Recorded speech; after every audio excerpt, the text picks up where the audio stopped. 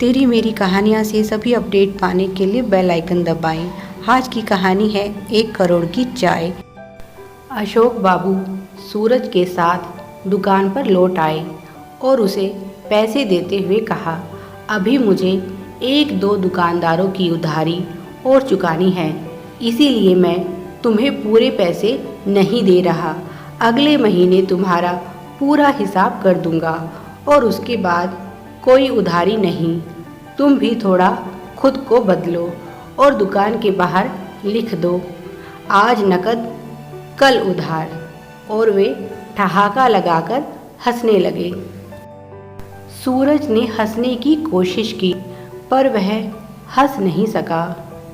अशोक बाबू बोले, बेटा तुम कुछ ज़्यादा ही सोच रहे हो, क्यों बेकार की बातों में अपना समय खराब कर रहे हो। पहले ही आज तुम्हें देर हो गई है, अपना काम धंधा शुरू करो। मैं भी थोड़ी देर टहल कर आता हूँ, तब तक मेरी स्पेशल चाय तैयार रखना। सूरज बुझे मन से काम में लग गया। उसे देखकर कमला बोली, अरे आज तो तुम्हें खुश होना चाहिए। मुझे तो उम्मीद भी नहीं थी कि यह बुढ़ऊ पैसे देगा, और देखो कमाल हो गया, बिन मांगे ही पैसे आ रहे हैं। और तुम हो कि मुंह लटकाए बैठे हो, ऐसे लक्ष्मी जी नाराज़ हो जाती हैं। सूरज सुनता रहा और काम करता रहा पर कुछ बोला नहीं। थोड़ी देर बाद जब अशोक बाबू वापस आए तो वह चाय और अखबार लेकर उनके पास पहुंच गया। उसकी रोनी सूरत देखकर अशोक बाबू बोले, तू नहीं मानेगा, चल बता क्या है तेरे मन में। सूरज बोला, पहले आप मेरे सर पर हाथ रखकर कसम खाइए, जो मैं कहूँगा उसे आप मानेंगे। वे बोले, सूरज कैसी जिद पकड़ ली है तुमने। तुम जो चाहते हो मैं वह नहीं कर सकता। क्यों नहीं कर सकते आप? कल तक तो आपको लॉटरी जीतनी थी, पत्नी के सामने खुद को साबित करना था, फिर अब क्या हो गया? अशोक बाबू बोले, बेटा ना तो मेरी हिम्मत है और ना ही मेरे पास पैसा। तुम ही बताओ कहाँ से खरीदूं लॉटरी का टिकट। सूरज बोला, उसकी चिंता आप मत कीजिए, बस आप हाँ कह दीजिए। मैं आपसे वादा करता हूँ इसके बाद फिर कभी आपको लॉटरी खरीदने के लिए नहीं कहूँगा। यह हमारी आखिरी लॉटरी होगी। अगर लगी तो मुनाफा आपका और नहीं लगी तो घाटा मेरा। बताइए मंजूर है आपको? अशोक बाबू बोले, नहीं मुझे मंजूर नहीं है। अगर घाटा तुम्हारा है तो मुनाफा भी तुम्हारा ही होगा। अगर यह लॉटरी लगी तो इसमें से मैं 1 पैसा भी नहीं लूँगा, क्योंकि ना तो मैं इस टिकट को खरीदना चाहता हूँ और ना ही मेरे पास पैसे हैं। सूरज बोला, पैसों का इंतज़ाम मैंने कर लिया है, बस आप यह टिकट खरीद लीजिए। मैं किसी लालच के कारण आपको मजबूर नहीं कर रहा। मैं तो बस यही चाहता हूँ कि आपको अपने घर में उचित सम्मान मिले जिसके आप योग्य हैं। अगर सम्मान सिर्फ पैसे से होता है तो एक बार यह दाव खेल लिया जाए। सूरज का दृढ़ निश्चय देखकर अशोक बाबू को उसके सामने झुकना पड़ा और उन्होंने सूरज से पैसे लेकर लॉटरी का टिकट खरीद लिया। कुछ दिनों तक सब कुछ ठीक रहा, फिर अचानक से बाबूजी ने सूरज की दुकान पर आना बंद कर दिया। पूरे 3 दिन हो गए सूरज को इंतज़ार करते हुए, पर अशोक बाबू ना तो पार्क में आते हैं और ना ही उसके यहाँ चाय पीने। उसे चिंता होने लगी। उसने अपनी पत्नी से कहा, पता नहीं बाबूजी को क्या हो गया है, 3 दिन से दुकान पर आए ही नहीं। मैं तो उनके घर नहीं जा सकता, पर तू जा सकती है। ज़रा पता तो कर सब ठीक है कि नहीं। कमला ने गुस्से में कहा, तेरी बुद्धि घास चरने गई है। जो तू अब भी उनका इंतज़ार कर रहा है, वे अब यहाँ कभी नहीं आएंगे। सूरज बोला, क्या भक्ति है, क्यों नहीं आएंगे, वे ठीक तो है ना। कमला बोली, वह बिल्कुल ठीक हैं और मौज में हैं। क्या तुम्हें नहीं पता, उनकी पूरे 1 करोड़ की लॉटरी निकली है। अब करोड़पति आदमी रोड पर बैठकर चाय थोड़ी पिएगा, अब तो वे बड़े बड़े होटलों में जाएंगे चाय पीने। भला तेरी दुकान पर क्यों आएंगे? क्या उनकी लॉटरी लगी है? यह सुनकर सूरज की खुशी का ठिकाना नहीं रहा। वह बोला, तुम्हें यह बात किसने बताई?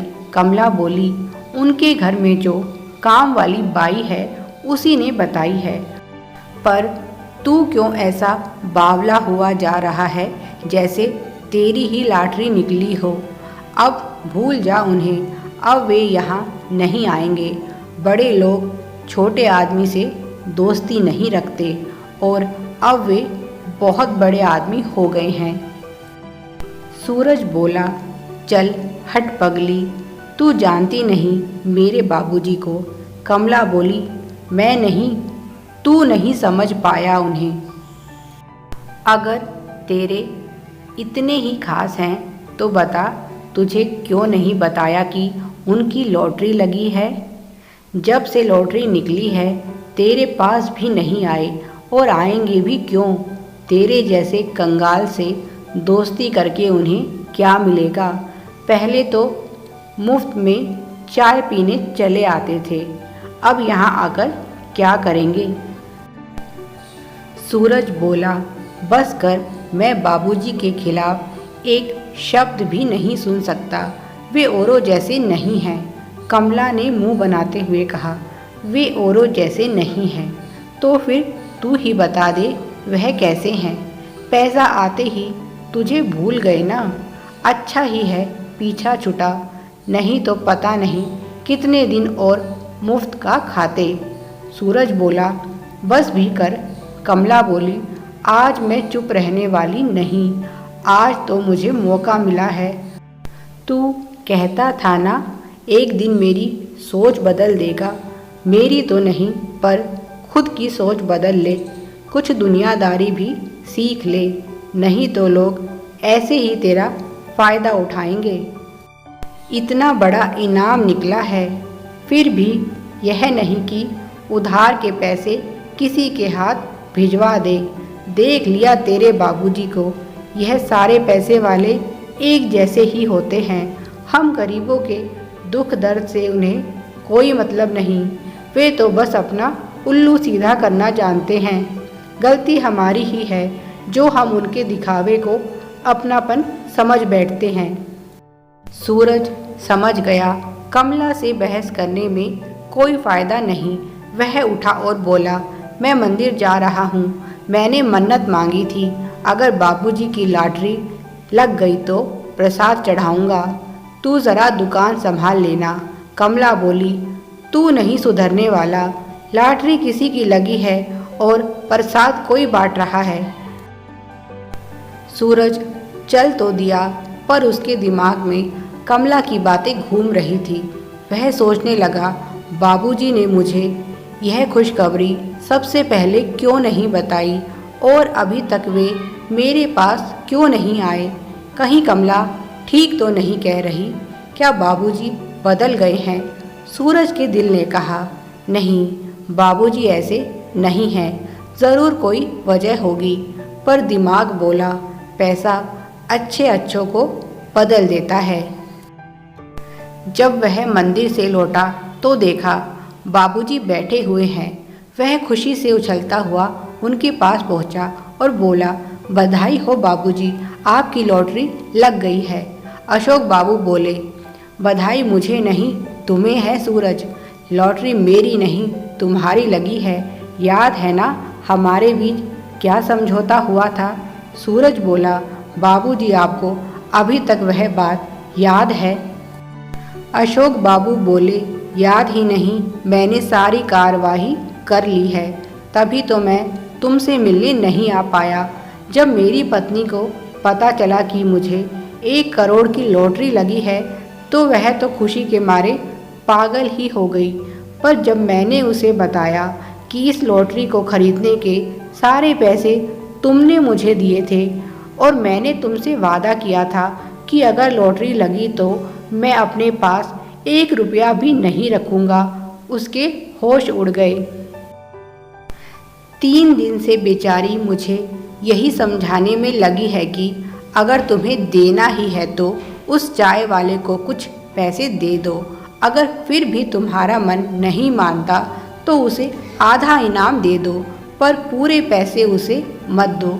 सूरज बोला, वह ठीक कह रही हैं, मैं अकेले यह सारे पैसे नहीं रख सकता।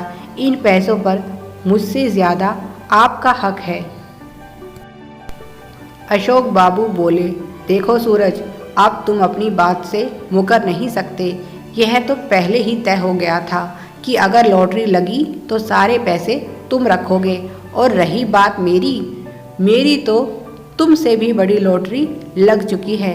अब मेरी पत्नी मेरी चमचागिरी करने लगी है, यही मेरे लिए सबसे बड़ी चीज़ है। मैंने तो उसे बता दिया, मैं चाहूँ तो बहुत पैसा कमा सकता हूँ, पर मैं पैसे का लालची नहीं, इसीलिए इस लॉटरी के सारे पैसे मैं तुम्हें दे रहा हूँ। तुमने उसकी सूरत देखी नहीं, मेरा तो हंस हंस के बुरा हाल हो रहा है। मेरी तो यही लॉटरी है और फिर नाम भी तो हुआ है कि मैंने अपना सारा इनाम एक चाय वाले को दे दिया। मेरी पत्नी बहुत दुखी है, उसे यह चाय बहुत महंगी पड़ी। क्या बताऊं, घर में सब मेरे आगे पीछे चक्कर लगा रहे हैं। मैं तो बस तुम्हें यहाँ तुम्हारे पैसे देने और शुक्रिया कहने आया था। तुम्हारे ही कारण मुझे मेरे घर में मेरी जगह फिर से मिल गई है। और हाँ, एक बात और बता दूँ, अब से मेरी पत्नी मुझे लॉटरी खरीदने के पैसे देगी हर महीने। और वे ठहाका लगाकर हंसने लगे। इस बार सूरज भी उनके साथ हंसने लगा। पास खड़ी कमला ने जब यह बातें सुनी तो उसे भी पता चल गया बाबूजी कितने अच्छे इंसान हैं और वह उनके बारे में कितना गलत सोचती थी। Please like, share and subscribe. Thanks for watching.